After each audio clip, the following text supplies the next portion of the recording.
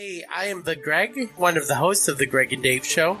Thanks for listening to the following broadcast on Public House Media.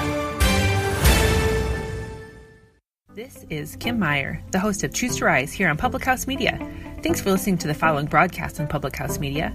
Once you're done with this episode, I hope you'll come check out my show, Choose to Rise, where we talk about living with positive mindsets, how to increase our confidence, building our faith, and living out our life on purpose. A new show comes out via podcast every Monday, Wednesday, Friday. And if you want to catch the episode live instead, stop by Public House Media around 6:45 Central Standard Time, Monday, Wednesday, Friday as well. Don't forget to subscribe on iTunes so you'll never miss an episode of Choose to Rise. Thanks again for checking out the following broadcast on Public House Media.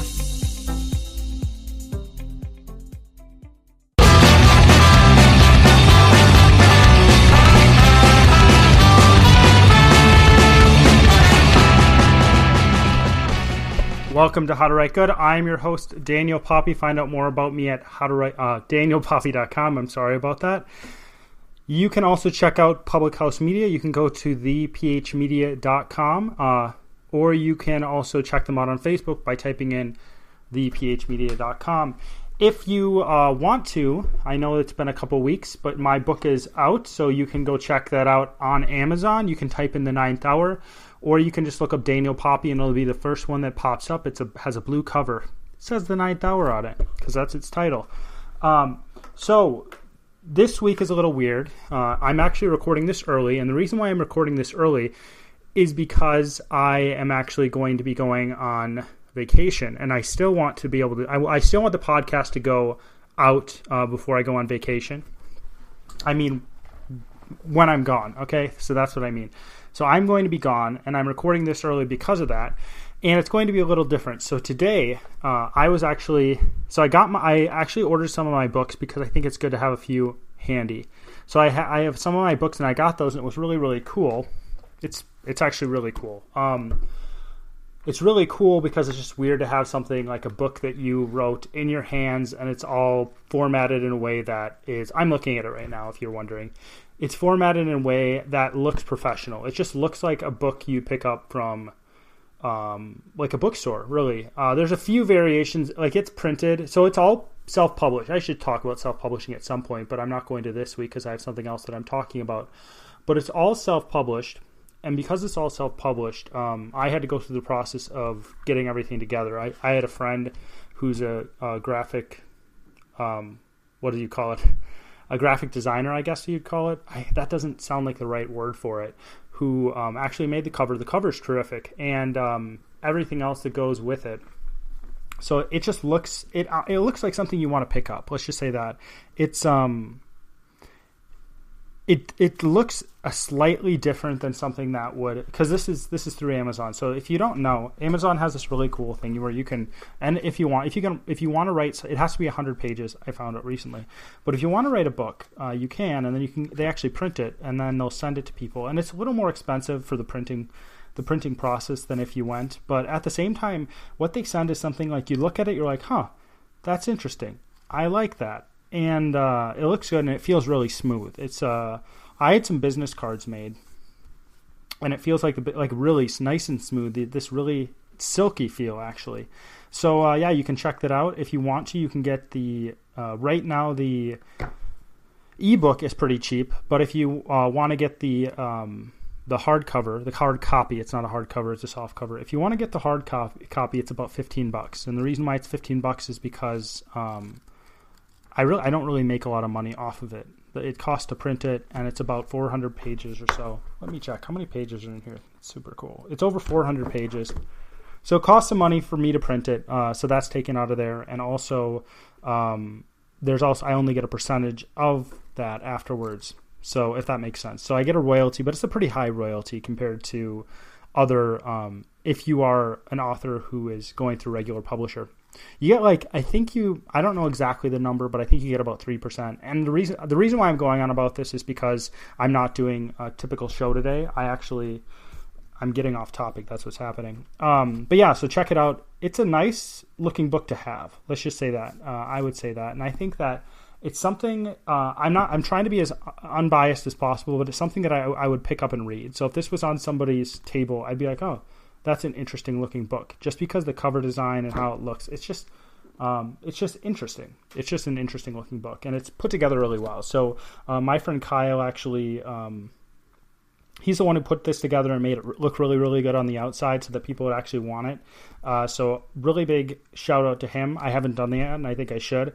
It just looks fantastic. And it was kind of a mix of, it was a back and forth in terms of the cover design, but he's the one that made it happen. So I'm gonna say that to him. So yeah, check that out. If you know me and you want a signed copy, you can certainly get, or if you live in the U.S. And you want a signed copy, I think we can figure that out. And I guess if you don't live in the U.S. and you want a signed copy, we could probably figure that out. It's just it's going to cost you more if you get a signed copy, if that makes sense. I mean, because it's going to have to be shipping, and shipping is really expensive if you ship one book.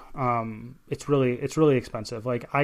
Shipping something boxed is a lot cheaper if you then compared to. I don't know. I'd have to look at flat rate, I guess, but it's fairly expensive. But if you want a signed copy and you have a copy and you live near me and you know me, you can just ask me and I'll do it. Don't worry. But if you want one and you don't live near me and you know me, or even if you don't know me, if you want to just contact me on Facebook, we can figure that out. I don't know why you want to sign. I don't know. I guess I'm going to continue to write. So if you're like, oh, well, this is the first book in a series, where are the rest? I don't know if I want to read it. I'm going to finish these books if it's the last thing I do. The only thing that's going to stop me from finishing these books is if I die. And I'm trying to remember what I was going to talk about this week. Oh, I know what I'm going to talk about this week. So yeah, check that out. I think it's really cool. It's a good look. It's good looking. It's great. I don't know. It's just really cool. I'm excited about it, even though it probably doesn't sound like I'm excited about it. It's just not what I expected, I guess. You know, when you pick up a book, you expect this shiny cover, and it's like a matte cover, and it's actually better because it's a matted. Is it called matte or matted? I don't even know. But whatever it is, that's what you got. So, I don't know. It just looks, I don't know. It's just, eventually I'm probably going to, if I ever sold 1 million copies, which is crazy, which is a crazy thought if that ever happened, I would probably get I'm going on about self-publishing still, but I know with self-publishing that I know of a place where I can get hardcover. I could get leather-bound books if I really wanted to. They probably cost $10 a pop or more. I bet you maybe 25. I don't know how much it is. I'd have to look it up. But I could get leather-bound books. I'm almost certain I could through a specific. They work with self-publishers, and I think they work with publishers as well, smaller publishers. So yeah, so I could do that. So maybe eventually I will do that if enough sell. But that'd be a pretty expensive book, and I'd have to sell it myself, which we'll see what happens. But again, if I sold 1 million copies, there would be publishing companies that would be trying to contact me. So I'm not saying that it's going to happen. I don't think that's going to happen. Maybe in 15 years, if I continue going at it and I continue writing, maybe 1 million copies in 15, 20 years, but I don't expect that to happen anytime soon. So I'm not thinking too highly of myself there. Because it takes a lot of work. So what we are talking about is actually something that that I've been thinking about a lot, and it's a weak. I'm gonna just be honest. It's a weak area in this book that I've written. So then in the 9th hour, it's a weak area, and it's something that I really struggle with to put together. And I've just been thinking about it a lot, and I've just been trying to. And I'll tell you what it is in a second.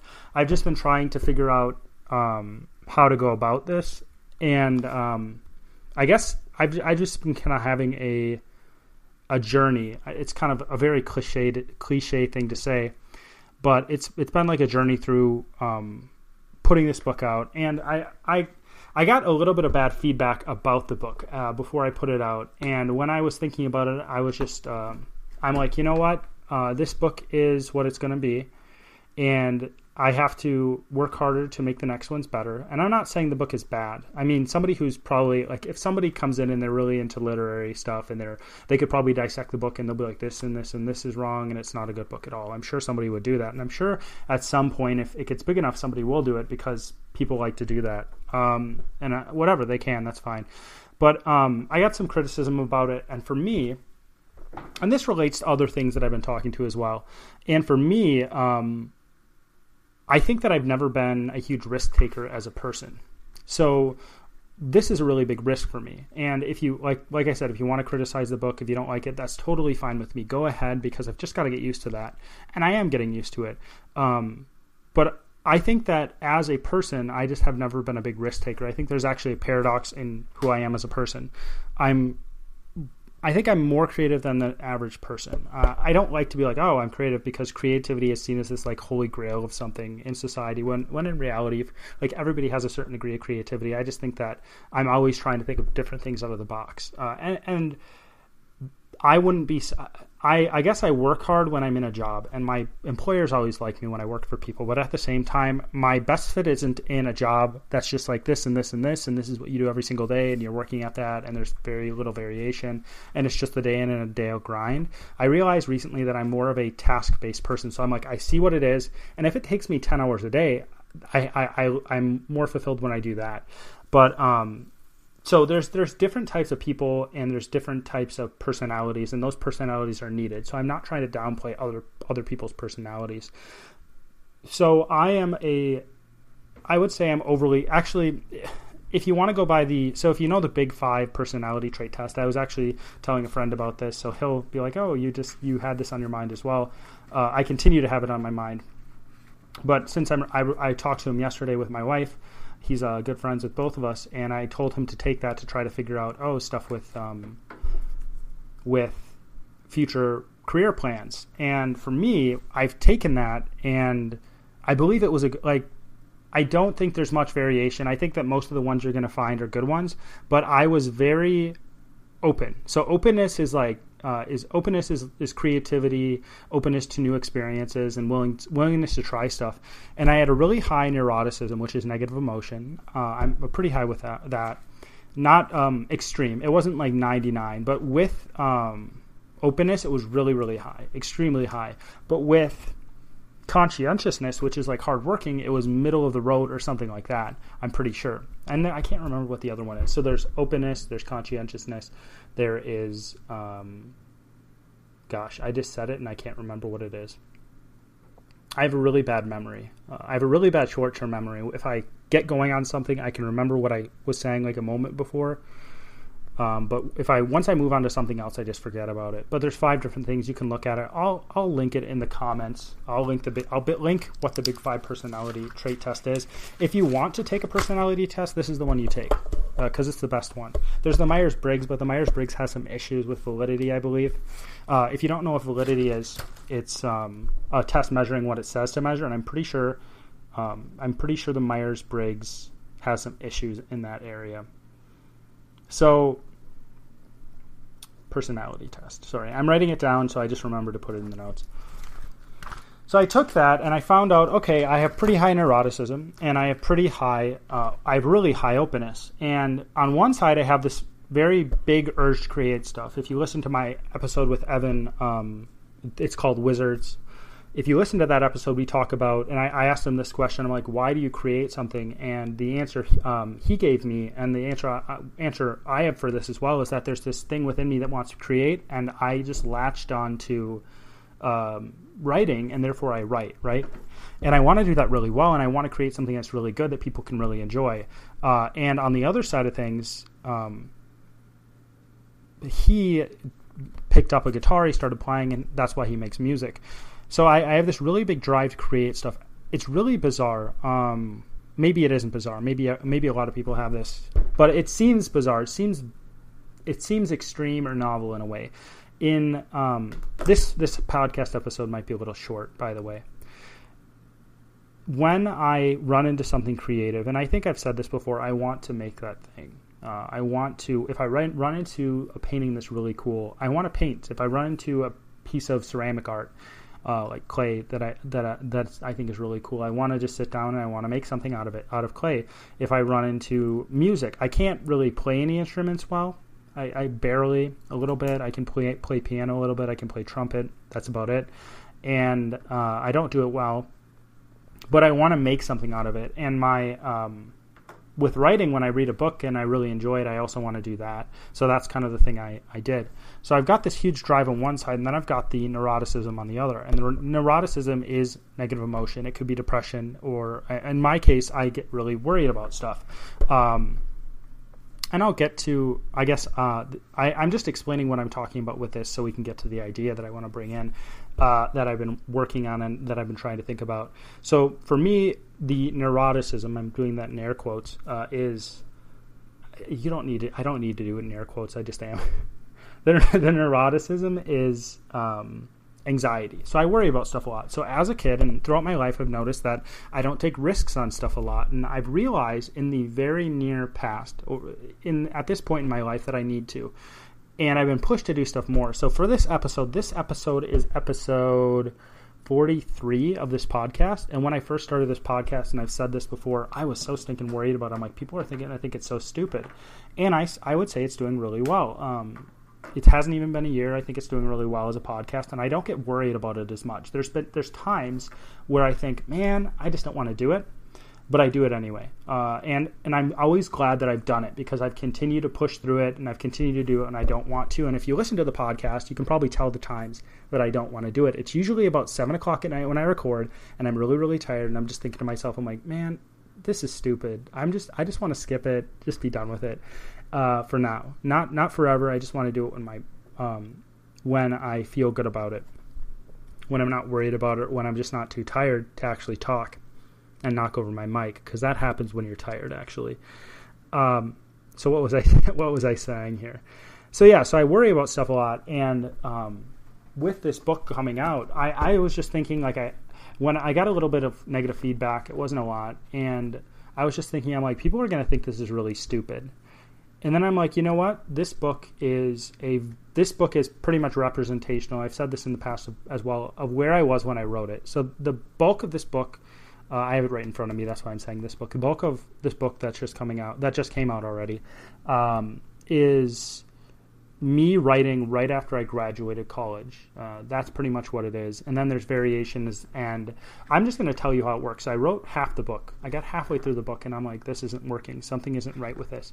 So I stopped, and I'm like, well, I've got to rewrite the whole book eventually. So I stopped, and I figured out what was wrong, and I wrote the rest of the book. Then I've been trying for 5 years, or however long it's been, to go back and fix what's wrong with the book. And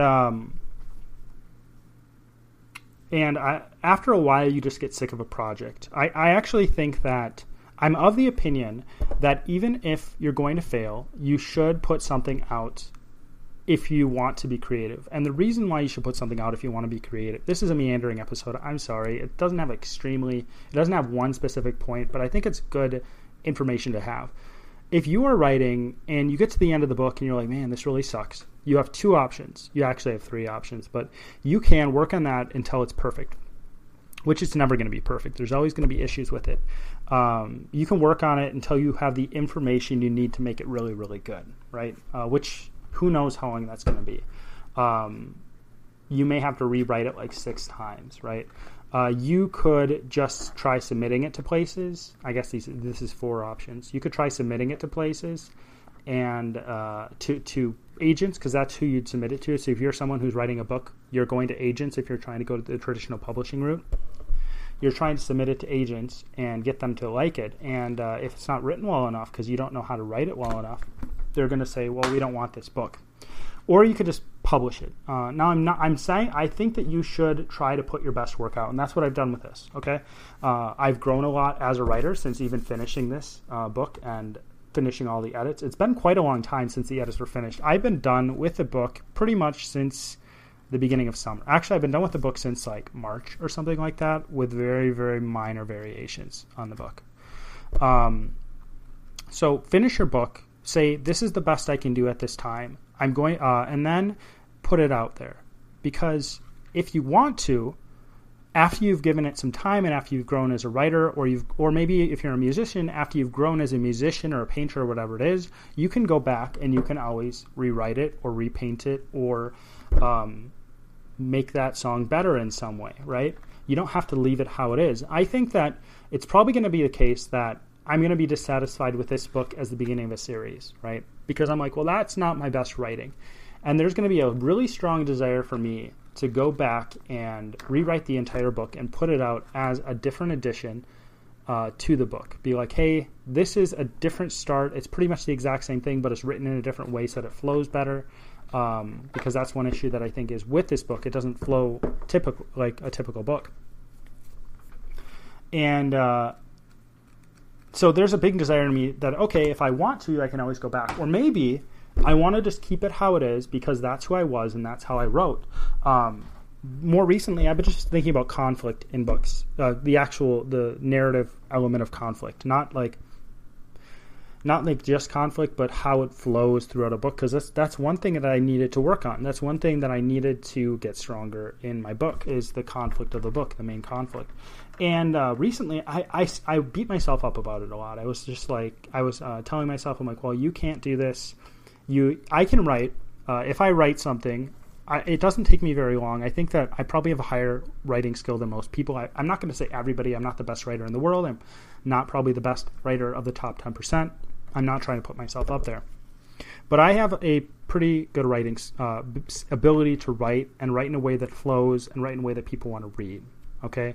I've had people say when they first read the beginning of the book, they're like, wow, it really grabbed me and I really want to know more about the story. That's a strong part. That's a strong part of how I write. So in this book, you're going to probably see a lot of things like that if you read it. One area that I'm not as strong in is making that conflict flow throughout the entire book. And I kept on racking my brain about stuff. And I guess this is talking about conflict, but it's not directly saying what it is. But I'm going to tell you what I discovered. And as you write, I think that it'll help you as well. And some of you probably already know this, and that's all right. And some of you are probably thinking, well, this isn't a big deal. This is just basic stuff. But some people, like everybody has trouble with a specific thing. I never had trouble writing dialogue. It comes really natural to me. And I never have trouble writing just the basic stuff, right? You start a book and I started out really strong. I think I generally do. Maybe you can disagree with that, but I think I do. And I think I have really good ideas to put into a book. But I just have trouble with that flow, okay?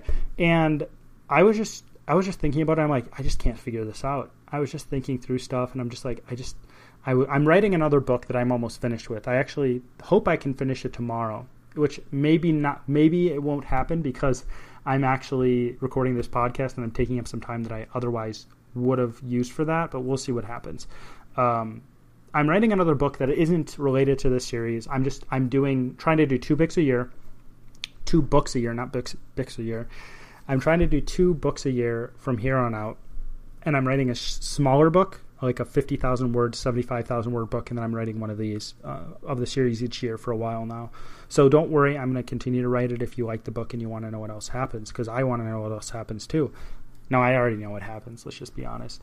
But I was racking my brain. I'm like, I just don't know how to make this work. I just don't get this. I don't know. I don't get it. I don't like. I always try to make everything flow really well, but there's just I've been taking a creative writing class that I just finished, and I just finished the rest of the work for it like yesterday or the day before. I can't remember because I have a bad memory. And I had to write short stories for it, and for my short story, I'm just like, man, I don't know how to make this so it flows in a way that just works. Like it feels like a good story, and it because it was just something that I tried to fix. So this book I'm writing right now, I went through the whole thing and I made sure it flowed. But at the same time, as I'm writing it, I'm like, I'm not feeling how this flows. So I'm just going to give you a piece of advice for making stuff flow from the beginning to the end. And I think it's connected to the main conflict of a book. So the main conflict of a book, this is more like how you should write. So how to write well as opposed to how to write good, something good. But maybe it is related to the podcast as well. So this is a little more, this is how you should do something, which I typically don't like to do, but if it helps you, it helps you. If it doesn't, just, I guess, don't use it. The main conflict of a book is not, it can be action, but the main conflict of a book is who the character is at the beginning, and then taking that character from who they are at the beginning to what they are at the end. So pretty much what you can do is you can say, I want the character to be this at the beginning and this at the end. Make your choice. I mean, you don't have to do this. You don't have to do this at the beginning, but I'm going to be doing this at the beginning from now on. And then you take the steps that'll take that character from one end to the other. And it's not, because I've always said that characters are the most important thing in books. And I've actually been proved correct in this, because it's not the main conflict, I could actually write a book, and I could write. I'm almost positive about this, and I probably will do this at some point just to prove that I can, and as a mental exercise. I can write a book where I start the character off, and I have the character have a specific temperament and a specific thoughts. The character's in one mode of being, and then I have the entire book take place in that character's head, and of course you do have to have a certain amount of setting in the book. You do have to have a certain amount of other characters, or what is the word? Characters. You have to have plot, but the plot is the character going back and forth and that change that goes on. And if I wrote a character that started in one thing and then at the end there was a change that you saw, there would be a lot more satisfaction. But the satisfaction comes from that journey. So you just can't have the character change. You have to have a reason for the character changing, right? Which is, I think, a really interesting thing. And it's something that connects all different stories, all good stories. So you can exclude anything I've written. I'm just kidding. But any really, really good story you read, the character at the beginning is different than the character at the end. And when you watch stories that aren't super well written, that are kind of, they're scientific in how they're plotted. That's not the right word, but you know what I mean. They're procedural. They're procedural. If you look at a story that is procedural, meaning that they have specific things they have to meet, the stories that are like that, you notice that everything's forced. It doesn't seem natural. And I think that the reason why it doesn't seem natural in a lot of cases is because they don't actually delve into why is this character changing, or maybe they do. I don't know. Or maybe it's not. Maybe it's not presented well. Maybe it's not written well. Maybe that's the problem. They have a bad time writing. But okay, now I have to think back to what I was saying. But with those, I think they're forcing it. They are not taking the time to get into the character's head. They're having stuff happen on the outside. One thing I did with the rest of these books is I want to know where the character is at the end of the series, because I know where it's going to go and I can connect everything together. And one of the most satisfying things planning the series is how I'm like, this is how I'm going to connect this together, and this is how I'm going to connect this together, and this is how it's all going to come together. And the biggest thing I've always wanted is to have that character development at the end where somebody gets done with the book, the series, and is like, wow, that's awesome. So I mean, it's going to take a lot of growing on my part to make something like that happen. But since I'm going to be changing as I write the book, and the books are going to, I don't write them all in one sitting. You know, it takes a while. It takes a while to write a book, and it takes several years for this process to go on, right? So I'll be changing. I'll be getting better. But yeah, it was really satisfying to just go through that process and be like, where's the character now? Where's the character going to be at the end, and what's that main conflict, and how is this going to change the character? And I can just see this pattern. I can just see this flow from one thing to the other. So if you're having a really hard time plotting a book, go into the character's mind. Go into the character, how the character's feeling. Your plot revolves around the character. Your plot certainly can revolve around things happening, but in the end, it should revolve around the character. I know that you could say, well, Ernest Hemingway never really tells you about what the character is thinking, and just has whatever, because he does. He doesn't really talk. He doesn't have inner dialogue. I think he does have inner dialogue, but it's very. He generally, actually, I don't really know if that's true. He might not at all. He generally just presents what you can see, right? But at the same time, he's in the mind of the character, being like, what does the character want? Where they're going to go? And this is really basic stuff in terms of writing, and it's just something I've always struggled with. And until I had that thought, it didn't really click with me. I always knew it on the surface. I'm like, well, I think I know what's going on, but it didn't fully cohere. It didn't fully come to me. I didn't understand it completely. But yeah, so I guess I probably say this a lot, but I think it's a good thing to remember. Is it's just, you can always grow. One thing that I noticed, and I don't know if I told everybody this yet who listens to the podcast, is that when I finally was like, well, I'm willing to accept criticism, I'm willing for people to hate what I do, it was a load off my shoulders. I'm like, well, that's fine. That's totally fine. People can just dislike it completely. That's all right with me. And there's going to be people who like it. There's going to be people who dislike it. There's going to be people who are like, meh. And that's all right.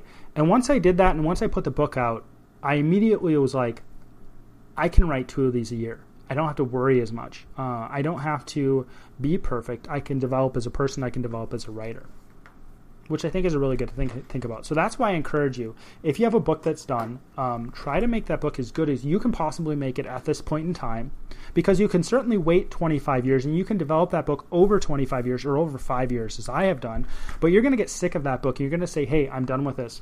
And you're not going to want to develop it anymore, honestly. You should probably keep it like 2 years where you're developing it. And if you can't make it any better after that, those 2 years, drop the project, start over, or just put it out, because maybe somebody will say, hey, that's pretty good. And maybe you'll learn something like I did. I've learned a lot throughout this process, because I had to really look at myself and I had to be like, well, am I good enough to do this? And I don't know if I've told anybody this yet either. There's a point where I was thinking, I'm not good enough to do this. I have to quit. I mean, I can keep on trying, but it's going to be a bet. And then after I started to think about it, I was like, no, I think I can do this. I think I can actually do this. And if I wanted to write full time, I think I could, because even though I write one book that's not very good, I can always write other books. And I think that's really freeing. I've been thinking about just failing, and I had that episode on failing, and I talked about that a lot, where you just have to keep on trying until you make it. And if you're an entrepreneur, you have to keep on trying until you make it. But I think one object lesson, I don't know, what do you call it? I can't remember the word, even though I write. No, actually, I have an easier time writing. I remember words really well when I write. I don't understand why. It's just muscle memory, I guess. I remember words, they just come out without me thinking about them. But when I'm talking, I can't remember what I'm trying to say. I think it's because it's faster. I think you write slower than you talk, or maybe just because, I don't know. I don't get it. I don't have trouble when I'm typing either. Maybe it's because you can pause when you write. But in baseball, if you bat, you can bat like, I don't know how they do it, but if you bat like 0.5, so if you're missing half the time, it's really, really good. And this isn't my idea at all. This is somebody else's idea, but it's a really good analogy to doing anything in life, where you're going to fail most of the time. You're going to strike out most of the time. So let's just say for this book, so for the 9th hour, I strike out.